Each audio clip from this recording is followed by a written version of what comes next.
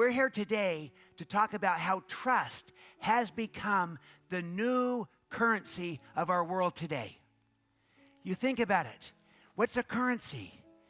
It's a medium of exchange. It's how things work and move. And money has always been a currency. Land is a currency. Oil has been a currency. Silicon has been a currency. But today, in the age of collaboration, trust is the new currency. In the age of change and disruption, trust is the new currency. In the age of so much of a sharing economy and a reputation economy, trust is the new currency. It is trust that makes our world go round. We are in a new world, and trust better be number one. See, it's a new world. It's a reputation economy, and trust is your currency. It's an age of collaboration, and trust is your currency. If we sacrifice and lose that trust, it will impact everything else that we're trying to do. Now, let me share a statement from Francis Fukuyama, the Stanford University fellow. It's a very profound statement that I want to apply to each of us as leaders and to our organizations. He said this. He said, a nation's well-being, as well as its ability to compete, is conditioned by a single pervasive cultural characteristic: the level of trust inherent in the society. So an entire country is impacted by the level of trust. And I'll show you some data on that in a few minutes. I want to take this expression and say this is not only true for a country, it is true for an organization. It is true for your business. It is true for a team. It is also true for a leader. The level of trust you have and people have in you impacts everything else. Your ability to compete and your ability to perform is all based upon trust. So if we can get good at this trust, it can have a huge impact and effect in the quality of our relationships and of our business, our results. But still, for many people, trust is just seen as soft. Nice to have. I was just with a group yesterday, and they told me this. They said, Stephen, when you talk about trust, you're talking about nothing.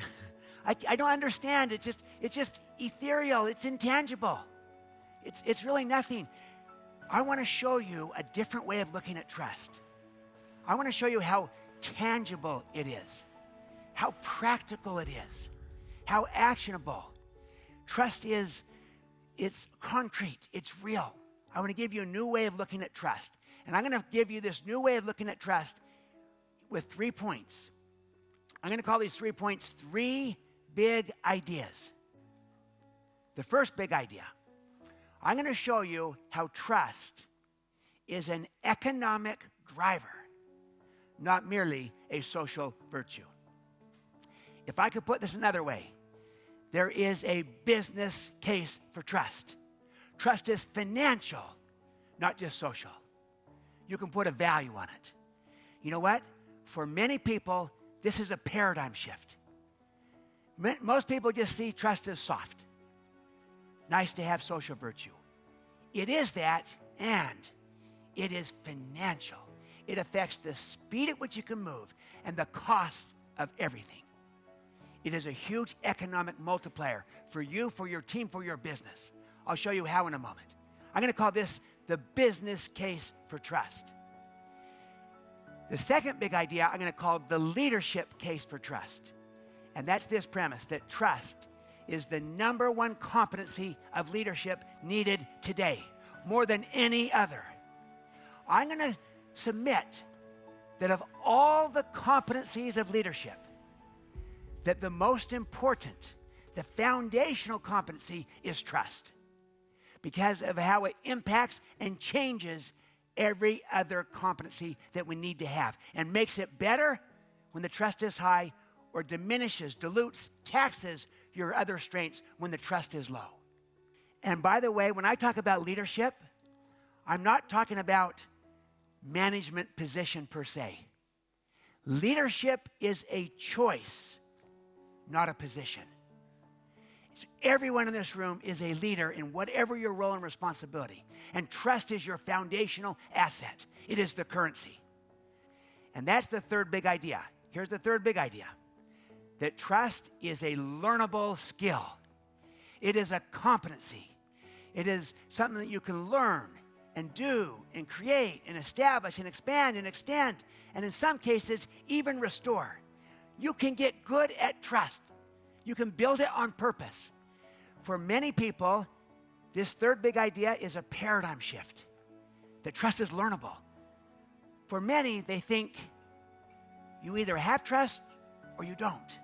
It's either there or it's not. And I will say, yes, that's your starting point. We all start with a level of trust, whether it be low, medium, high. But in the same way that you can diminish and lose trust through your behavior, you can also consciously, deliberately create it, expand it, grow it through your behavior.